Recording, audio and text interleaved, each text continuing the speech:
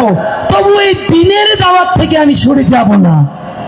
বন্ধুরা, এই তাওহীদের জমিন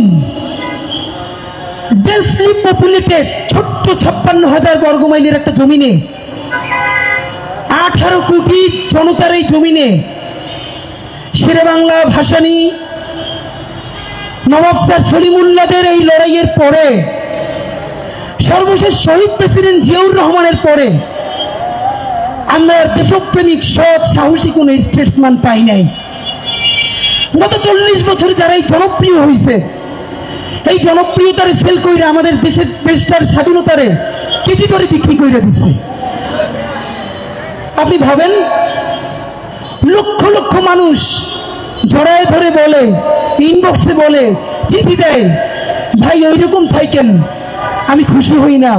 আমি ভাবি 18 কোটি মানুষ কি পরিমাণ হেল্পলেস, কতটা কণ্ঠহীন হলে, কতটা দুর্বল হলে সে দেখে এই জমিনের যত রাজনীতিবিদ কেউ তার কণ্ঠস্বর হয়ে কথা বলে না।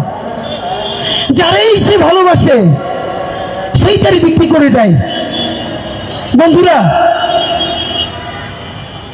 আমি আমার সর্বোচ্চটা দিয়া একটু বলি। একজন ভদ্রমহিলা লাইভে এসে বলেছে ওসমান হাদি 30 টাকার ডাল খাইতো, নুন খাইতো। এটুকুন শুধু বলি, এটা কয়েকদিন পরে একটা আমরা ভিডিও বানাইতেছি, ভিডিওর নাম হবে আমি কে। 1 ঘন্টা ধরে আমি আমার জন্ম থেকে শুরু করে আজকে পর্যন্ত এই গল্প আমি বলবো। শুধু বলি, এই গণ অভ্যুত্থানের পরে যেই ছেলেরা মেয়েরা এখন পর্যন্ত দেশব্যাপী পরিচিত, আল্লাহর অসীম রহমতে, ওসমান হাদির আব্বা আম্মার দোয়ায়, গণ অভ্যুত্থানের আগে ওসমান হাদির থেকে সচ্ছলতার জীবন আল্লাহ আর কাউরি দেয় নাই।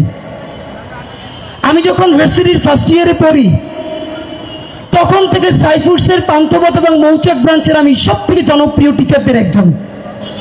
আমি যখন ফার্স্ট ইয়ারে পড়ি, তখন ভার্সিটি অ্যাডমিশনের জন্য একটা ইংলিশ বই দেখছিলাম, চান্স প্লাস। 5 বছরে রেকর্ড পরিমাণ বিক্রি হয়েছে বইটা। আমি এই ফার্স্ট ইয়ারের একটা ছেলে, এত রেভিনিউ পাইছি, মানে আমার বোন সেই টাকা নিয়ে আমার জন্য ঢাকার আশেপাশে একটা জমি।